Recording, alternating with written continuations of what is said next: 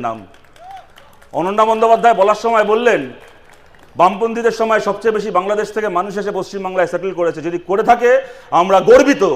বাংলাদেশ থেকে উৎপীড়িত হিন্দু মানুষ যদি ভারতের নাগরিকত্ব পেয়ে থাকেন আমরা গর্বিত তার জন্য, এবং আমরা আজও মনে করি বাংলাদেশের প্রত্যেকজন উৎপীড়িত হিন্দু মানুষ যদি মনে করেন তাকে বিনা শর্তে ভারতের নাগরিকত্ব দেওয়া হবে, এটা শতরূপ ঘোষের বক্তব্য নয়, এটা সিপিআইএম এর বক্তব্য। 2012 সালে আমাদের তৎকালীন সেক্রেটারি প্রকাশ কারাত মনমোহন সিং তখনকার প্রধানমন্ত্রীকে চিঠি লিখে বলেছিলেন বাংলাদেশের প্রত্যেকজন সংখ্যালঘু হিন্দু মানুষকে তিনি যদি ভারতের নাগরিক হতে চান তাকে ভারতের নাগরিকত্ব দিতে হবে। প্রশ্নটা এখানে ভিয়েতনাম প্যালেস্তাইনের প্রশ্ন কি বাংলাদেশের প্রশ্ন আলাদা করে নয়। আমরা তো চিরকাল মুক্তিযুদ্ধের সময় থেকে শুরু করে, মুক্তিযুদ্ধ যখন হয়েছিল বলুন তো কি ছিল সময়টা?